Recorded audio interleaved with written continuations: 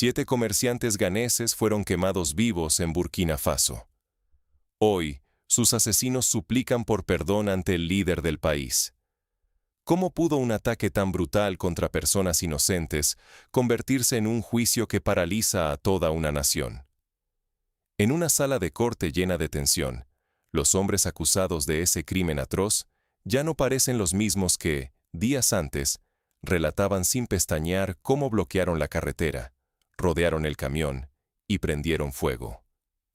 Ahora, con el veredicto acercándose, tiemblan ante Ibrahim Traoré, el líder militar de Burkina Faso. Algunos bajan la cabeza. Otros no paran de mirar a su alrededor, como si buscaran desesperadamente una salida. Pero no la hay. Esta vez, la justicia los tiene acorralados. Uno de ellos, con la voz quebrada, admite: nos engañaron, nos enseñaron mentiras. Dice que pensaban que luchaban por una causa religiosa. Otro se atreve a contar, con las manos temblorosas, cómo intentaron justificar la masacre, convencidos de que protegían la fe. ¿Pero defender la fe significa quemar vivos a hombres que solo llevaban tomates para alimentar a sus familias? Traoré, furioso, les lanza la pregunta que queda flotando en el aire. ¿Defender la fe? ¿Matando a africanos inocentes? La sala se sume en un silencio absoluto, tan denso que hasta el sonido de unas botas parece un trueno. Los familiares de las víctimas apenas pueden contener las lágrimas mientras escuchan los nombres de los que ya no volverán a casa. El mensaje del liderazgo local es claro. África pertenece a los africanos y nadie va a venir a sembrar terror ni manipular con ideas extranjeras. Aquí no solo se juzga un asesinato, sino el intento de romper la dignidad y la unidad de todo un pueblo. Lo que está en juego es mucho más que un veredicto. Es la lucha por la justicia, la soberanía y la esperanza de que el miedo y la manipulación nunca vuelvan a decidir el futuro de una nación. Para entender el alcance de este juicio, retrocedamos y veamos cómo empezó todo. La tragedia empezó con 7 hombres en busca de sustento y terminó en horror absoluto. Eran comerciantes ganeses, padres, hijos, hermanos que cruzaban la frontera con Burkina Faso, llevando tomates y cebollas, con el simple objetivo de alimentar a sus familias.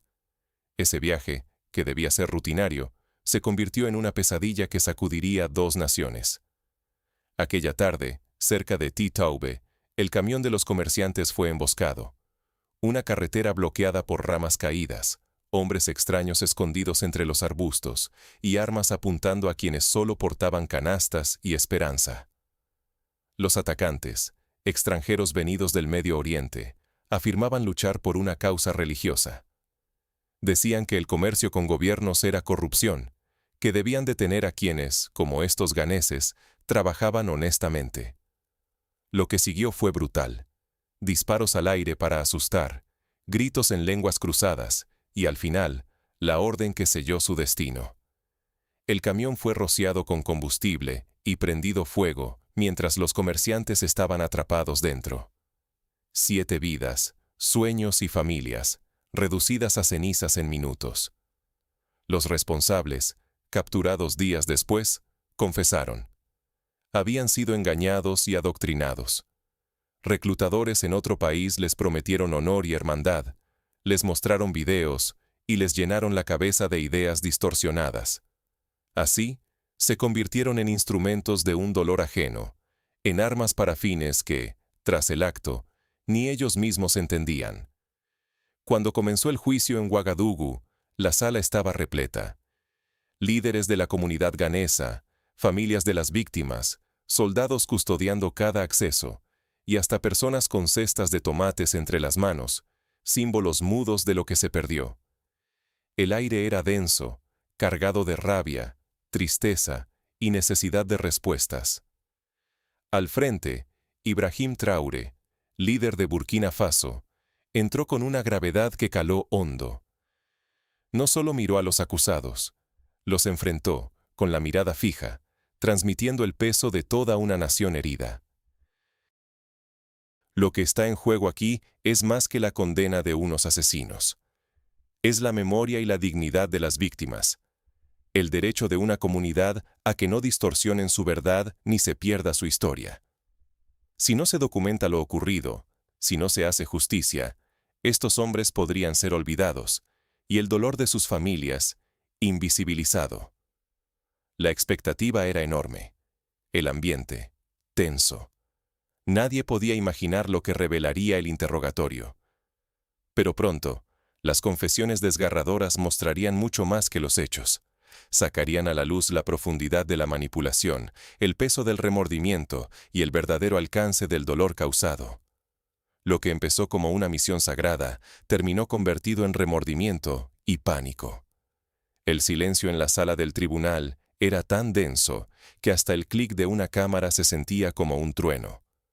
Los acusados estaban frente a todos, no solo para ser juzgados, sino para confesar cómo una idea ajena, sembrada en tierra africana, pudo llevarlos a cometer una atrocidad. Uno de los acusados, con la voz temblorosa, relató cómo bloquearon la carretera y rodearon el camión de los comerciantes ganeses. Las víctimas gritaban desde dentro, suplicando ayuda en idiomas que ni siquiera entendían. Uno de nuestros líderes gritó que ellos eran enemigos. Nos ordenó quemar el camión, dijo. Cuando el fiscal le preguntó quién encendió el fuego, bajó la mirada, la sostuvo unos segundos en el suelo, luego miró a Traoré, cerró los ojos y respondió: «Fui yo». La sala se llenó de sollozos. El peso de la confesión era insoportable. El segundo acusado, más joven, apenas alcanzaba los 25 años. Temblando, contó que su papel era impedir que alguien escapara, armado y vigilante al borde de la carretera. Cuando un comerciante intentó correr hacia el monte, él disparó cerca de sus pies, haciendo que el hombre cayera, sin saber si por el golpe o por el terror. Ellos rogaban por sus vidas, murmuró entre lágrimas. Pero la obediencia era más fuerte que la duda. Nos dijeron que los comerciantes eran parte del sistema corrupto que debíamos erradicar. El fiscal fue directo. ¿Intentaste apagar el fuego? ¿Ayudaste a alguno? El joven solo pudo responder que no, y esas palabras cayeron como piedras en la sala. De pronto, el caos estalló. Otro de los acusados, más lejos en la fila, se levantó abruptamente. «Esto no es justo. Nos mintieron. No nos dijeron la verdad». Los guardias reaccionaron de inmediato, deteniéndolo antes de que pudiera escapar. El juez, firme, ordenó que se sentara, pero el hombre insistía. «Nos dijeron que África nos llamaba, que éramos los elegidos». Fue en ese momento cuando Traoré, el líder local, se puso de pie y los miró con una calma implacable. «África no los llamó», dijo. «África no les pidió que quemaran a sus hijos. Ustedes trajeron odio y fuego». El impacto de esas palabras fue brutal. El tercer acusado detalló cómo, después de incendiar el camión, saquearon tiendas cercanas y cortaron las líneas telefónicas para impedir que pidieran ayuda. «Nos quedamos hasta que las llamas eran altas», confesó. Cuando el fiscal preguntó por cuántos atacantes había, la respuesta retumbó. «Más de 100». La magnitud estremeció a todos. Entonces llegó una pregunta inesperada. «¿Qué sentiste al irte?» El acusado vaciló antes de admitir. «Orgullo, al principio». La sala murmuró inquieta. «¿Y después?», presionó el fiscal. «Después no pude dormir. Oía los gritos». Traoré se inclinó hacia adelante. «¿Escuchaste a los niños llorar?». El acusado negó, confundido. «Siempre hay niños», respondió Traoré.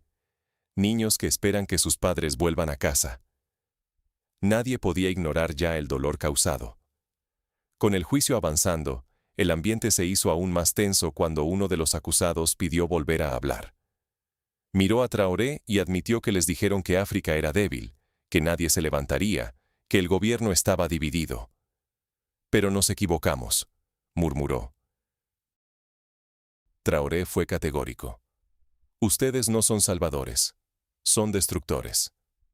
El fiscal presentó entonces imágenes satelitales del ataque: metal chamuscado, el suelo ennegrecido, los restos del camión. No hacía falta mostrar nada explícito. Todo el daño estaba ahí. Una comerciante ganesa que sobrevivió al ataque, testificando por video, describió cómo vio el humo desde el vehículo detrás y supo al instante que algo terrible había ocurrido. La verdad se abría paso entre los escombros emocionales, y con cada testimonio emergía una pregunta urgente. ¿Qué pasa si no desenmascaramos este tipo de manipulación ideológica? El riesgo es enorme. Más jóvenes reclutados, más vidas inocentes destruidas, más miedo y desconfianza sembrados donde debería haber cooperación y paz. Pero el juicio aún no terminaba. Quedaban testimonios más crudos, y la magnitud real del daño estaba a punto de salir a la luz. El dolor se convierte en una advertencia para todo un continente. Mientras el juicio se acerca a su final, la atmósfera en la sala es casi irrespirable. Los acusados ya no intentan defenderse. Ahora muestran algo muy diferente. Vulnerabilidad, remordimiento, incluso miedo. Uno de ellos, enfrentando la mirada de todos, reconoce con voz temblorosa: nos dijeron que África era débil, que nadie se levantaría, que el gobierno estaba dividido. Pero nos equivocamos. Sus palabras caen como una confesión colectiva. Ya no hay excusas. Solo queda el peso de lo irreparable. El fiscal aprovecha el momento y expone pruebas irrefutables. Imágenes satelitales muestran el lugar exacto del ataque. Metal consumido por el fuego, el suelo ennegrecido, los restos del camión. No hacen falta detalles gráficos. El daño es evidente. Luego, la voz de una sobreviviente ganesa se escucha a través de una videollamada. Su testimonio, sencillo pero devastador. Solo iban a comprar tomates, nada más. La sala se queda en silencio. El sufrimiento de las víctimas atraviesa cualquier frontera. De repente, la tensión escala. Uno de los acusados, dominado por el pánico, intenta huir. Los guardias lo detienen de inmediato. Él grita: «No puedo morir aquí». Pero Traoré, sin levantar la voz, lo enfrenta. «No pensaste en la muerte cuando encendiste ese fuego. No pensaste en el miedo de esos hombres atrapados». El acusado, vencido, rompe a llorar. Ya no hay duda. El ataque fue planeado, el objetivo claro y la crueldad deliberada.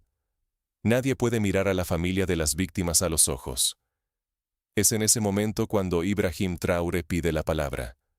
Su discurso, breve pero contundente, resuena en cada rincón. Dicen que fueron engañados. Pero esos comerciantes no eran sus enemigos. Ustedes vinieron de lejos con armas y odio. África pertenece a su gente. No permitiremos que el odio convierta nuestros mercados en cementerios. No somos débiles, somos pacientes. Y cuando la paciencia se agota, comienza la justicia. La comunidad, golpeada pero unida, se congrega fuera del tribunal. Hay dolor, sí, pero también una determinación nueva: defender la vida, el trabajo honesto y la dignidad africana. La prensa murmura, las familias esperan. Porque lo que se decida aquí no solo juzga un crimen, marca el futuro de la seguridad, la justicia y la unidad nacional. Una sentencia indulgente podría abrir la puerta a nuevos ataques. La expectativa es absoluta. Con todo sobre la mesa, llega el momento decisivo: la sentencia final. Lo que África aprendió de un juicio que marcó un antes y un después. Este juicio no fue solo una búsqueda de culpables. Fue, sobre todo, una lección para una nación herida y para todo un continente. Cuando escuchamos las confesiones de los acusados, quedó al descubierto el verdadero alcance de la manipulación. Se creyeron elegidos, se tragaron la mentira de que África estaba rota y que solo la violencia podía salvarla. Pero al final, frente al juez, todos admitieron el peso del dolor causado. Uno recordó los gritos de los hombres quemándose y reconoció que esas voces lo perseguirán siempre. Otro confesó que pensaba ser un guerrero, pero que no encontró honor entre las llamas. El más joven, al ver al conductor intentar escapar, se dio cuenta demasiado tarde de que no era miedo a la muerte, sino miedo a dejar huérfanos a sus hijos. El cuarto, temblando, admitió el verdadero miedo. No al castigo, sino a la realidad de haber sido él quien trajo destrucción a su propia tierra. Estas palabras dejan clara una verdad incómoda. La manipulación ideológica y la injerencia extranjera siembran odio y desatan tragedias, pero también destruyen a quienes caen en sus redes. Aquí, la justicia no buscó venganza. Buscó restaurar la dignidad perdida y evitar que historias como esta se repitan. El liderazgo de Traoré marcó el rumbo. No buscó humillar. Habló con firmeza. África no es un campo de batalla para guerras ajenas. Esta tierra sostiene los sueños de quienes madrugan para trabajar honradamente. No se trató solo de castigar, sino de enviar un mensaje. África ya no será víctima pasiva. La memoria de los comerciantes ganeses y el dolor de sus familias serán el recordatorio de que la violencia nunca debe tener la última palabra. Si olvidamos esta lección, el extremismo, la manipulación y la impunidad volverán a arrebatar vidas inocentes y a manchar el nombre de la nación. Mientras el tribunal se prepara para leer la sentencia, la tensión se respira en el aire. ¿Qué destino espera a los culpables? ¿Qué mensaje quedará grabado en la historia de Burkina Faso y de todo el continente? La justicia habló. África no arderá más en silencio. Cuando el juez pronunció la última sentencia y el sonido seco del mazo resonó en la sala, no hubo gritos ni lágrimas. Solo la fuerza de la ley, implacable y serena. Los acusados, que alguna vez cruzaron mares y desiertos, armados no solo con rifles, sino con palabras distorsionadas y promesas huecas, bajaron la mirada. Algunos cerraron los ojos, otros se quedaron inmóviles, enfrentando, por primera vez, el peso real de sus actos. Ya no quedaban excusas. El tribunal los declaró culpables: terrorismo, asesinato, destrucción de propiedad civil y crímenes de guerra. Nada de lo que dijeran podía borrar el dolor causado, ni devolver la vida a los comerciantes que solo buscaban alimentar a sus familias. Uno a uno, encadenados, salieron de la sala. Y en ese momento, el mensaje fue claro. El suelo africano, regado con el sudor de agricultores y la esperanza de niños, no sería más escenario de guerras ajenas. La escena final no fue triunfalista. Fue digna. Traoré, que había hablado por todos los que lloraban en silencio, se levantó solo cuando el último culpable desapareció tras las pesadas puertas. Afuera, el sol seguía cayendo sobre Burkina Faso. Las carreteras seguían siendo peligrosas. Las heridas, demasiado recientes. Pero algo había cambiado. En aquella sala, se había dado un paso firme, uno que resonaría mucho más allá de las fronteras.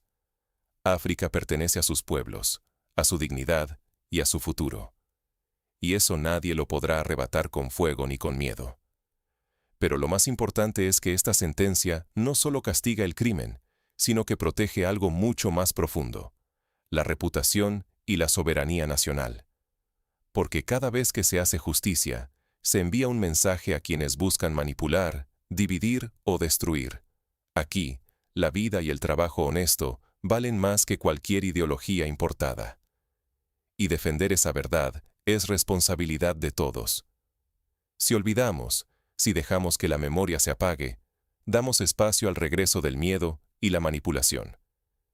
Pero si recordamos este juicio, si lo defendemos en cada conversación, en cada mercado, estamos protegiendo la cohesión social y el futuro de generaciones enteras. Por eso, no permitamos que este mensaje se pierda en el ruido de la rutina. Honremos a quienes murieron defendiendo el trabajo honesto. Mantengamos vivo el compromiso con la justicia y rechacemos todo intento de convertir nuestras tierras en campos de batalla de intereses ajenos.